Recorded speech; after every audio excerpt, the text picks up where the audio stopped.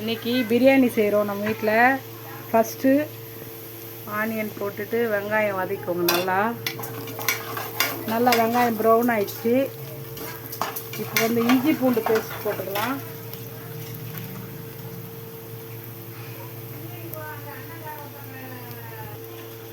இஞ்சி பூண்டு பேஸ்ட் போட்டுக்கலாம். ஒரு 4-5 ஸ்பூன் போட்டாச்சு. நல்லா வதக்கிடலாம்.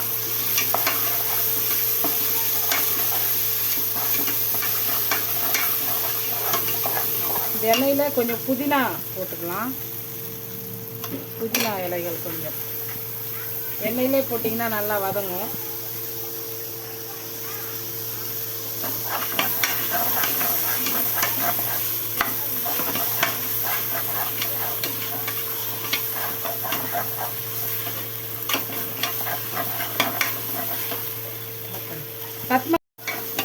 புதினா போட்டு இஞ்சி பூண்டு பேஸ்ட் எல்லாம் போட்டோம். இப்போ தக்காளி போட்டுக்கலாம்.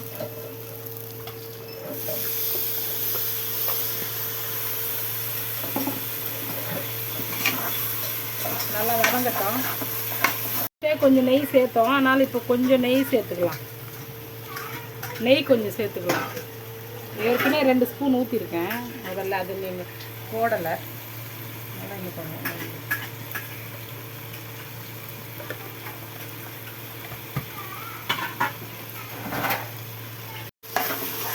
நல்லா வதங்கிட்டு இருக்கு. இப்போ கொஞ்சமாக தயிர் போட்டுக்கலாம்.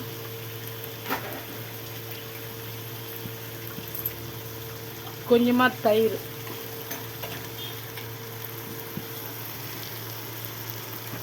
ஒரு 2-3 ஸ்பூன் தயிர் போட்டுக்கோங்க. போதும்.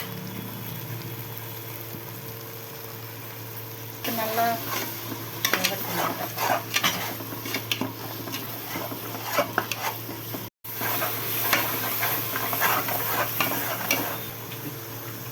கொஞ்சோண்டு மட்டன் மசாலா கொஞ்சம் போட்டிங்கன்னா நல்லாயிருக்கும். தூள் கொஞ்சம் போட்டுக்கலாம். கரம் மசாலா கொஞ்சம் போட்டுக்கலாம்.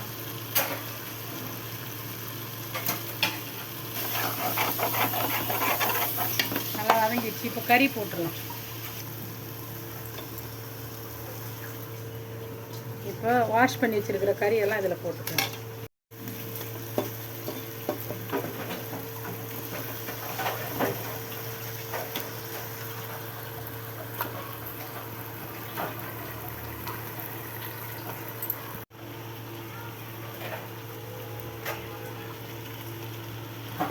கொஞ்சோண்டு பிரியாணி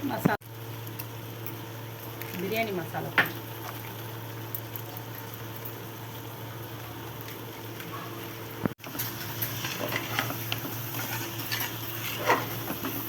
போட மறந்துட்டு உப்பு போட்டுக்கலாம். தேவையான அளவு உப்பு போட்டு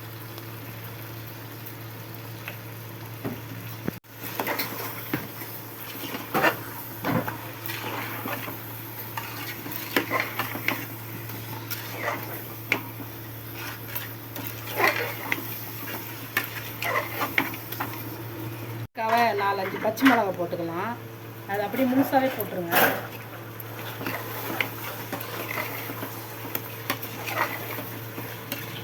நல்லா வதங்கிடுச்சு. அரிசி போட்டுக்கலாம். அரிசி போட்டுருங்க.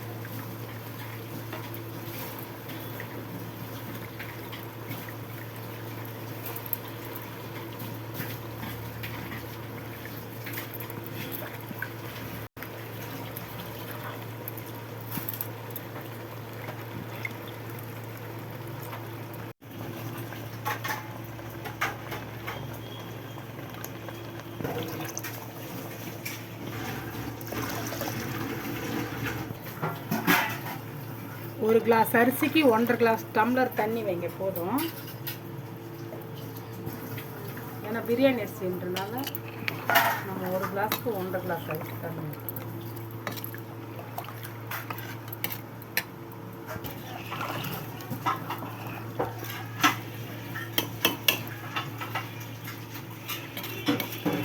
சரியாக இருக்குது. உங்களுக்கு தேவையான அளவு உப்பு போட்டுக்கோங்க.